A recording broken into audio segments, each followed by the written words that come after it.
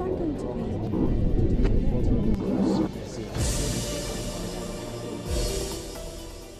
Cities occupy about 3% of the planet's surface, but with about 55% of the world's population living in them. 70% of all greenhouse gas emissions come from these urban areas, consuming 2/3 of the world's energy. And as many countries continue to spend resources on urban development, the climate crisis is deepening. As summers get hotter, more energy is needed for cooling. And as winters get colder, more energy is required for heating. The more energy is wasted, the more power outages we will face. And the more we destroy nature, the more it will destroy what humankind has made. Is there a way to end this vicious cycle?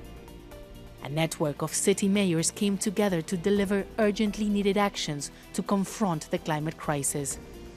The group was founded in 2005 and was first called C20. But a year later, 22 more mayors were invited to join, ensuring balance from the global south and creating the network we know today as C40. Though the C40 is formed by nearly 100 world-leading cities and represents more than 580 million people and around 1/5 of the global economy. The group is chaired by the Mayor of London, Sadiq Khan. Mayor Khan and his C40 counterparts recently met in Buenos Aires. There's no good reason why the international community can't keep the promise of 1.5 degrees to be alive. And yet, this crucial target hangs in the balance, because for all the progress our cities are making, too many national governments are still dragging their feet. Will the city mayors be able to change the course of the climate crisis, something country leaders seem to be failing at? The Mayor of London and chair of the C40, Sadiq Khan, talks to Al Jazeera.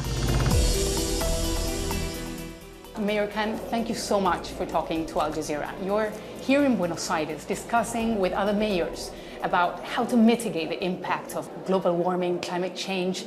Could you tell us a bit about what the C40 is all about and how it was formed? Look, the C40 is almost 100 mayors of the bigger cities in the world. Think of London, Los Angeles, Dhaka, Delhi, Paris, Barcelona, Bogota, Buenos Aires and so forth. And we represent, roughly speaking, 700 million people and almost half of the GDP of the world.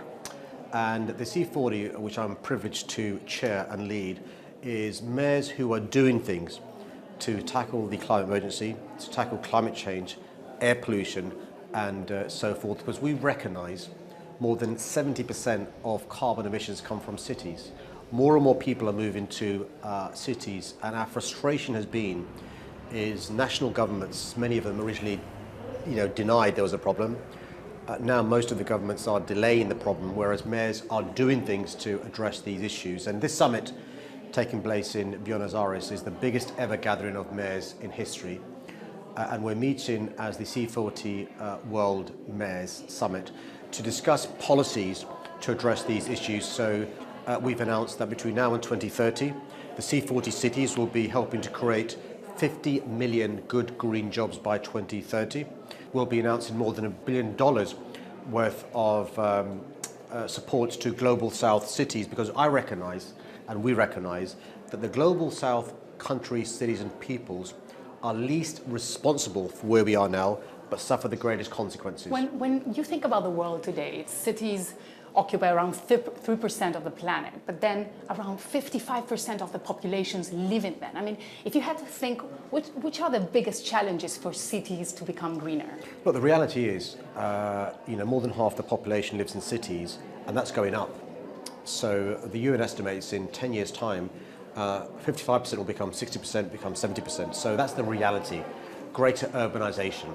Now that's a problem, but it's also an opportunity, because if we're more dense, we can reduce our carbon footprint. If we change our cities so people can walk around, cycle around, use public transport rather than ride on the cars, that helps. If we can use this as an opportunity to build electric buses, electric taxis, more metros and subways, it's an opportunity because people aren't traveling long distance by car. Similarly, It means we can create better jobs which can rely upon renewable energies rather than fossil fuels. So, of course, it's a challenge. More people move into a city if there's not proper preparation and planning. So we need decent housing in all our cities, affordable housing in all our cities. We need to train up the workforce to have the skills for the jobs being created. We need to make sure there's support for families and businesses in our cities. And you know what? Mayors on the C40 network are showing how it's possible to do these issues from Accra to Delhi, from Los Angeles to Paris, showing that we're doing things to address these issues.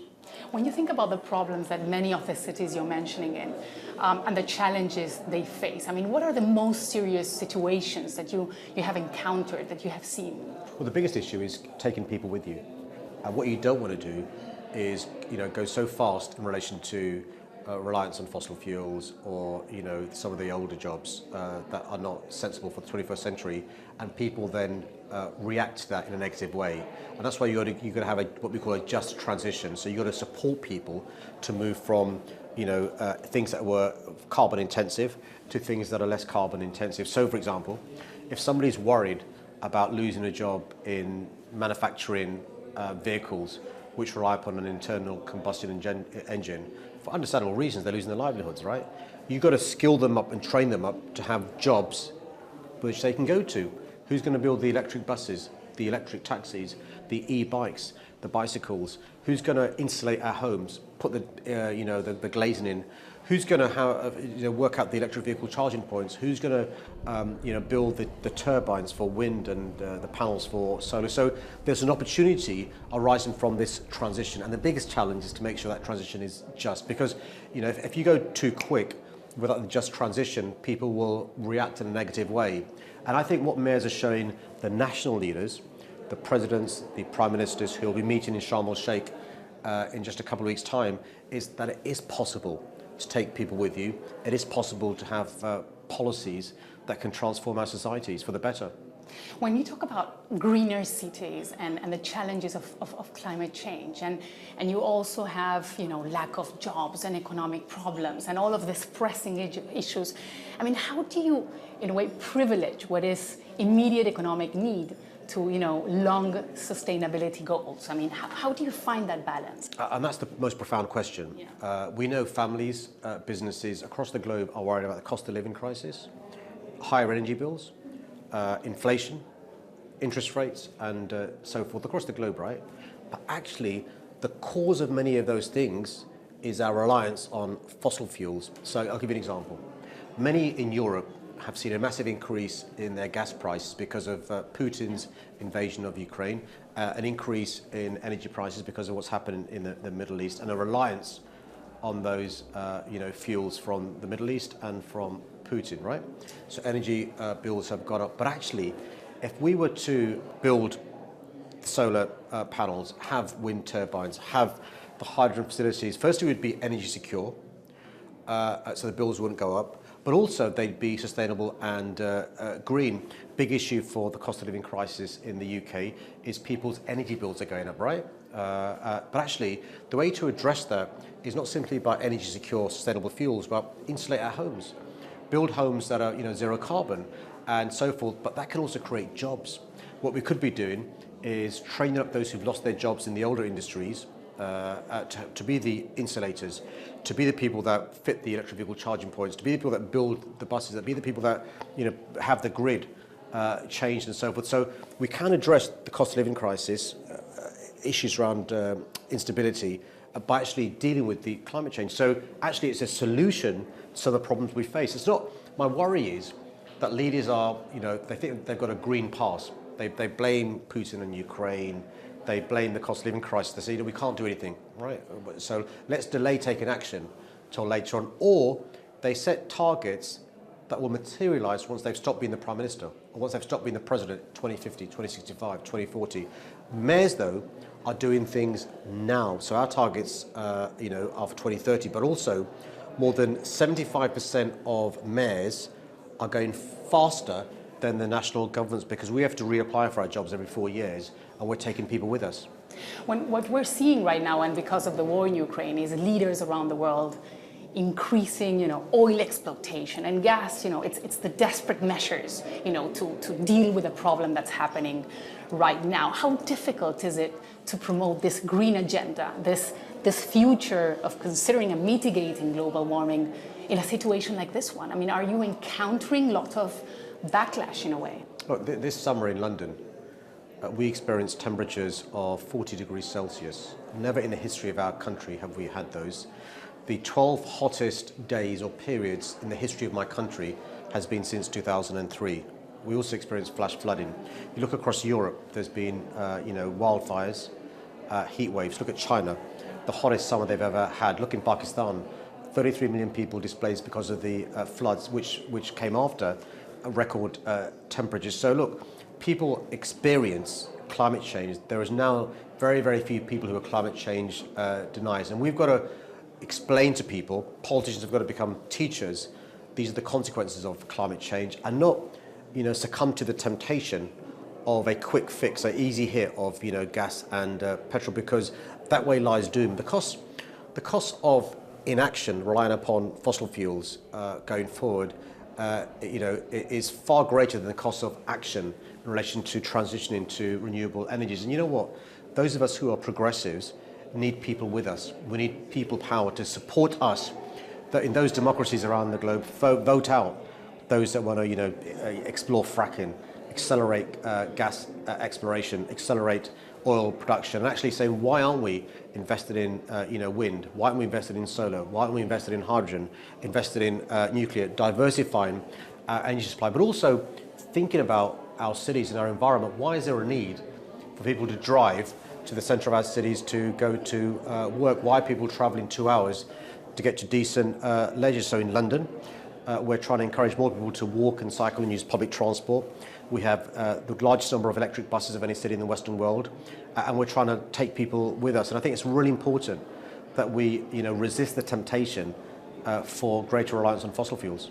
You were mentioning about developed nations helping or assisting developing nations, because I'm sure there's different priorities, definitely what's happening in London or what's happening in cities like Buenos Aires, where we are right now. So, how do you find that balance, and what type of help? We're mentioning about, a fund to assist other cities. Could you tell us a bit more about what this is about? The first thing is, look, those least responsible for climate change, those least responsible for causing the climate crisis, are suffering the worst consequences of this. You speak to somebody in Bangladesh, in the coastal town with water rising, or speak to somebody in Pakistan suffering from flooding, speak to somebody in Bogota in relation to the air quality and so forth. They didn't cause climate change, right?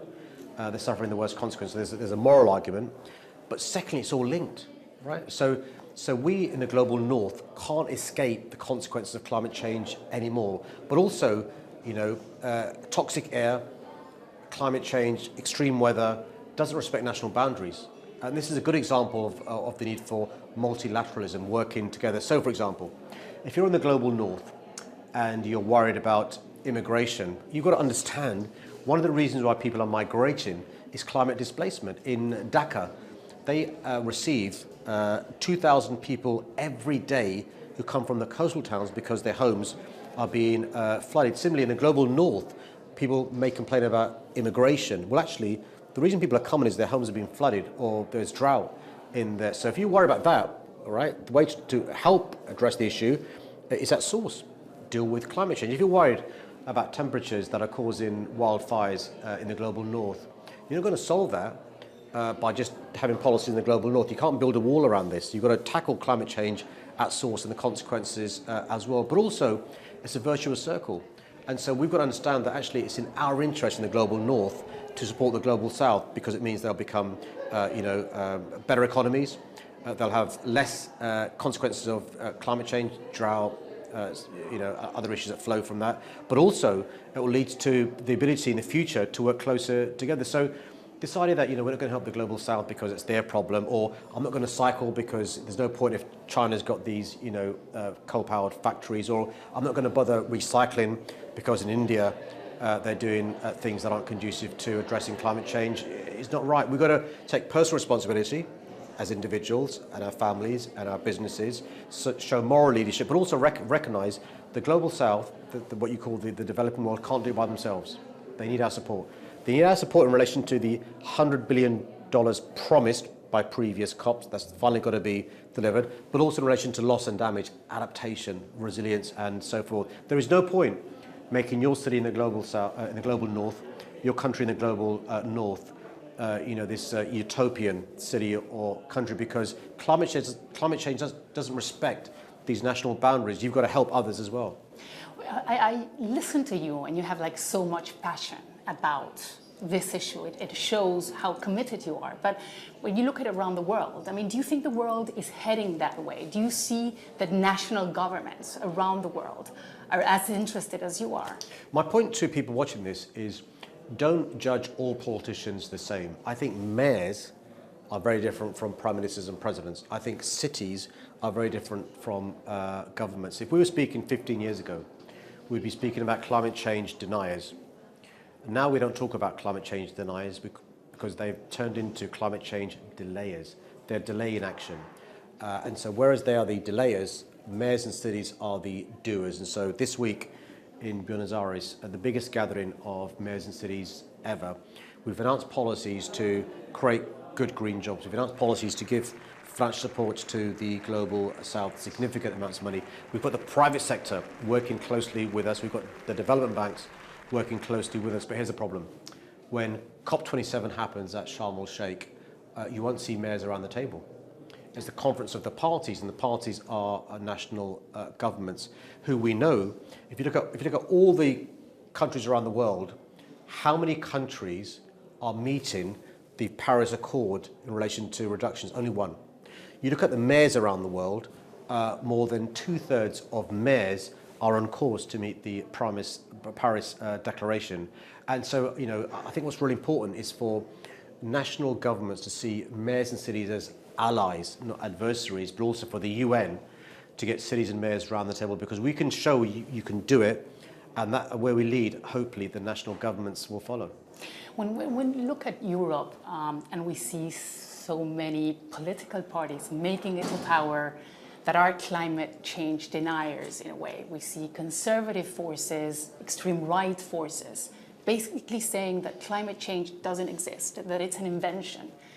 What's your approach to that? I mean, how do you deal with those people? Well, what's happened is interesting. So those people who are denying climate change have morphed into saying we can't do something now, let's wait, let's do it later on, rely upon innovations, rely upon technology. So, because they've recognized, 99.5% of scientists, are irrefutable, there is climate change, but also we're experiencing it, right? With the wildfires, the grass fires, heat waves, extreme temperature, and so forth. So you can't escape your experience, but also what the scientists are saying. So I think there are three groups of people. There is the climate change deniers, that's a very small column. There is the people who are doing things to address climate change, a bigger column. But the vast majority in the middle who aren't really decided, aren't really persuaded. And politicians have got to turn into teachers, work with the scientists and the experts to explain to the vast majority of people in the middle, climate change is happening, the air is toxic, there are things we can do to solve it if we take action now, take people with us. But we should be optimistic, because look at the major cities across Europe, London, Paris, Barcelona, Amsterdam, look in the Italy, Rome are here, of course. And look what's happening with Warsaw. The mayor of Warsaw is here, Rafael. So we're showing leadership being progressive across Europe, Athens as well. And so whereas the national governments may be delaying issues, my own government in the UK, right? They were talking about reintroducing fracking. They're talking about increasing exploration on the North Sea oil. Policies that are very, very dangerous. And so, it's really important that we try and persuade our national governments to move with us, but our citizens work with us and help us be allies to persuade our governments to change course. As you were mentioning in the UK, policies of the current government, the current administration, it's these pressing issues that we're seeing right now of them trying to satisfy the population, providing solutions that in the end may end up harming them. I mean, how do you work towards national legislation? Are you also involved in that, in trying to pass legislation that could eventually block what national governments are trying to do? Well, here's the good news. So in the UK, there was a vote the government was trying to introduce in relation to fracking, which A, is very, very environmentally unfriendly, but B, can cause earthquakes, right? And the good news is, parliamentarians were against that and were aghast. But also the good news is that the Labour Party, which is my party, which is the official opposition, now has incredibly good policies in relation to climate change.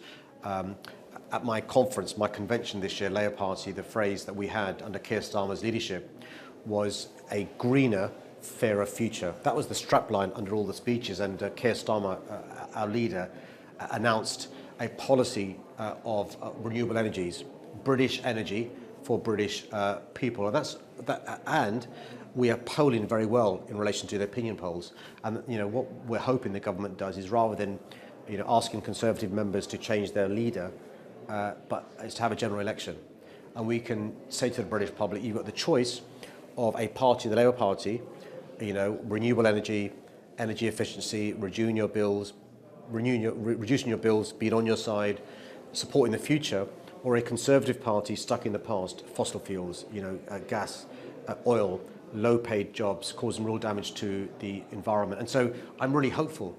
And if you look around the world, if we were speaking 4 years ago, it would be President Trump in the USA, now it's President Biden. If we were speaking in relation to Australia, we've now got a Labour Prime Minister there, progressive. Jacinda Ardern won against in New Zealand. Macron defeated Le Pen in France. Justin Trudeau is the Prime Minister in Canada. Progressive leaders bringing around big change. One last question. I mean, everything seems doable when we're listening to you. When I'm listening to you, it's all this future of a greener cities, etc. But then, when you are in politics, you have to deal with the problems people are facing right now. So how do you convince the population that it may take some waiting, but in the end it's for the better? I mean, how do you handle that space of time between the rush to solve the problems they're facing today, those higher energy bills or lack of gas, or to preserving the environment? Look, we've got to take people with us. We've got to educate them in a non-patronising way. Explain to them the science. Explain to them their own experiences. In London, temperatures of 40 degrees Celsius. That's unheard of. Flash flooding. It's unheard of. And so we've got to do two big things. One is to deal with the consequences of climate change, adaptation, resilience, really important. But also deal with the causes of climate change. The UN Secretary General Antonio Guterres said that, in fact, whereas we need to be reducing carbon emissions by 40 to 50 degrees, in fact, they're going up across the globe. That's not conducive. And so people need to understand this isn't a tomorrow issue anymore. The scientists, in fact, were too optimistic. They said the temperatures in London are 40 degrees we would experience if we took no action in 2035, 2040. It happened in 2022. And people dying because of it too. Excess temperatures leads to, increased extreme weather leads to excess deaths. Flash flooding leads to people's homes being flooded, businesses being flooded, a lack of economic productivity. And that's in the global north. The global south is much, much, much worse. And so, we've got to take people with us. The costs of action is less than the costs of inaction. It reduces, by investment now, people's energy bills. It reduces carbon emissions. In a city like London, it reduces congestion. And so there are upsides to these policies. And the good news is populations in cities are quite progressive. Yeah. Look at whether it's Dhaka North, whether it's London, whether it's Los Angeles, whether it's New York, whether it's Barcelona, whether it's Paris, whether it's Rome. And so we've got a responsibility to take people with us, but to show our national governments, to show the rural parts of our country that it is possible to bring about change. Actually, history is littered with examples of good progressive politicians making big changes by being bold and being brave. Mir Khan, thank you so much for talking to Al Jazeera. My pleasure.